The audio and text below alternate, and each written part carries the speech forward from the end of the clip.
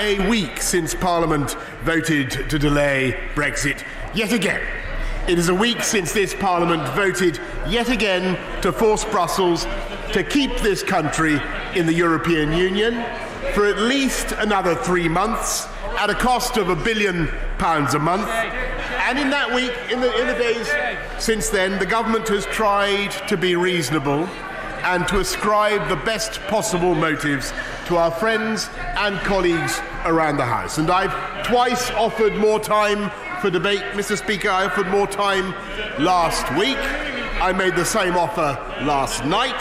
I said that we were prepared to debate this bill, the withdrawal bill, round the clock to allow Parliament time to scrutinise this bill to the point of intellectual exhaustion. And bear in mind, Mr. Speaker, that not only has this House been considering this issue for 3.5 years, but last week, when this bill was being debated, there was not a single new idea, there was not a single new suggestion. All they wanted was more time, more weeks, more months, when they couldn't even provide the speakers to fill the time allotted. And I give way to the Honourable Lady. I thank the Prime Minister for eventually giving way. I wonder, well, we can all go, ooh, like children, but we are trying to actually get something through. So, what I would like to ask the Prime Minister is, just going back to the comments that he made when he opened this vote, either this House voted for the second reading, or it delayed it. He can't have it both ways, which is what he seems to want. I'd just like to ask the Prime Minister, if he would like to just go back over his first comments and address whether he thinks that they were entirely correct. Because almost everything that he said to me seemed as if he might be misleading the House and the country. Mr. Speaker, I am astonished to hear that the Honourable Lady thinks that she voted for the programme motion last week. That's the logic of what she said. As far as I understand, she voted for delay. She voted to delay Brexit indefinitely. And let's be absolutely clear. The whole country can see what's really going on, Mr. Speaker. Does she want to deliver Brexit? No, she doesn't. She doesn't want to deliver Brexit, Mr. Speaker. They can see that they don't want to deliver Brexit. All they want to do is procrastinate. They don't want to deliver Brexit on October the 31st, on November the 31st, even on January the 31st, Mr. Speaker. I give way, pleasure to my honourable friend. To the Prime Minister in giving way, can the Prime Minister confirm the only indicative vote that passed through this Parliament was to find alternative arrangement to the backstop, and this Prime Minister removed the backstop from the deal? This Parliament will still not vote for it. This Remain Parliament, and therefore his call for an election is the right thing to do. Let the public decide. Oh, my honourable friend is entirely right, and he speaks for his constituency. They want to deliver Brexit. He wants to deliver Brexit. They just want to spin it out forever, till the 12th of never, Mr. Speaker. And when the 12th of never eventually comes round, they'll devise one of their complicated parliamentary procedures and move a motion for a further delay and a further extension then, Mr. Speaker. And I have to say, Mr. Speaker, I think that this delay is becoming seriously damaging to the national interest, because families can't plan, businesses can't plan, and the climate of uncertainty is not only corroding trust in politics, but is beginning to hold everybody back from making vital everyday decisions that are important for the health of our economy. Buying new homes, hiring new staff, making new investments. The performance of the UK economy is frankly miraculous, considering the stasis here in Parliament. And that is why I hope that so many of our colleagues will support this bill today, including the Father of the House, for whom I have the highest respect. My right honourable friend was one of those who delayed Brexit in March by voting against departure then on the deal that had then been negotiated. He did get a majority of 30 for his deal in principle last week, And if the subsequent time of this House had been devoted to the committee and report stage of the House following the ordinary principles of government, we'd be well on our way to leaving in the middle of November. So can I say to my right honourable friend, can he find a slightly better basis for fighting this election when we get to the campaign in due course? Mr. Speaker, actually, I'm afraid that my right honourable friend is in error. I voted for the withdrawal bill, and I hope that he will vote. I hope that he will vote for this bill today to get Brexit done. I hope that he will. I take his nod as assent to that proposition, because that is the way, Mr. Speaker. That is the way. Sorry, I will give way with pleasure to the right honourable gentleman. Might I ask the Prime Minister to look at the amendment that I've tabled, which suggests that if we work 7 days a week, like many of my constituents do, we could get the Brexit bill through and meet his deadline. Isn't a Brexit in the hand better than 2 Brexits in the bush? I'm very grateful to the right honourable gentleman who is, I know, wants to deliver Brexit, and the idea he puts forward is one that I'm afraid that we tried twice. We tried it last week, we tried it last night. I do think that would have been a good offer for the right honourable gentleman to take up. He refused to take it up, and we are left with no choice but to go to the country to break free from this impasse and to allow us all to submit, as we must, in all humility, to the judgment of the electorate, and to allow us to make our case, and above all, to allow a new and revitalised Parliament with a new mandate to deliver on the will of the people and get Brexit done. Because that new Parliament, in just a few weeks' time, will have before it a great new deal with the EU, a great new deal. That brings together members across the House, as the Honourable Lady mentioned earlier on.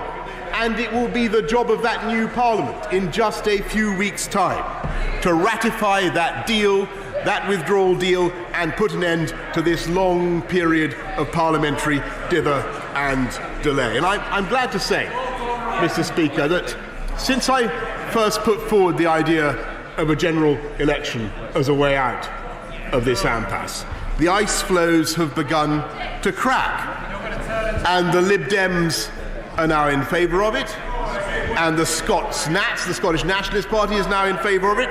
There is only one blockage still standing in the way of democracy. There's only one party that refuses to trust the judgment of the people. There's only one party that's still running scared of an election, and that is the main party of opposition, who are failing in their defining function. Dogs bark. Well, we haven't heard anything to the contrary. Dogs bark, cows moo. Oppositions are meant to campaign for elections, except for this one. And I have no way of knowing. I have no way of knowing what the right honourable gentleman is going to say. He's had 35. He's called 35 times for elections since in the last year alone. I've no idea why he's been so opposed to an election. Maybe it's because he's been following the precepts of his intellectual mentor, Fidel Castro, whose adoring crowds used to serenade him, Mr. Speaker, with the cry of revoluciones sí, elecciones no. Maybe he's congenitally opposed. Maybe he's been listening to his honourable friends, the Shadow Chancellor or the member for Holborn and St Pancras, who've been arguing, I gather, against an election. I just want to say to the right honourable, you should beware of their motives in counselling him against a general election, because it's not so much that they fear a general election, though probably they do. It's just that they don't want a general election with him as their leader. Whatever, I don't know what's been holding him back from this obvious democratic exercise. But whatever it is, I hope that he will now, and I've listened to, I hope that he will now stand up and say that he has mastered his doubts and that he is finally willing to submit to the electorate. And he's mentioned that he's a great eater of porridge, Mr. Speaker. All I can say is that when it comes to elections, in his fastidiousness, when it comes to the offer of elections, he reminds me of Goldilocks, Mr. Speaker. One offer is too hot, one's too cold. I hope he'll be able to stand up this afternoon and say, this time, this offer of an election is just right. Because it is, Mr. Speaker. And if he does, and I hope he does, then we will be able to put that choice to the people of this country. And we can go his way, which is for an economic recipe that would mean the destruction of the UK wealth-creating system, over taxation of a kind that's derived from revolutionary Venezuela, combined with the political nightmare, a nightmare agenda of not one but two referendums, one on the EU, that's his policy as far as I understand it, one in Scotland, with all their potential for further rancour and recrimination, Mr. Speaker, or else we can go forward with this government, a government that has secured a great deal that allows us now to leave the EU as one whole United Kingdom. One whole United Kingdom. England, Scotland, Wales and Northern Ireland. One whole United Kingdom. Able together to do free trade deals around the world. Able to set our own path, to make our own laws, to take back control of our borders, our money and our regulations. Able to deliver all the benefits and all the freedoms, Mr. Speaker, of Brexit, from new free ports to more humane treatment of animals, which he would block, from tax breaks for new technology to cutting VAT on sanitary products. It's a deal, Mr. Speaker, that they said was impossible 3 months ago. They said we couldn't change the withdrawal agreement. They said that we'd never get rid of the backstop, and we did. And the deal is that. The deal is that. And it is ready to be approved by a new Parliament.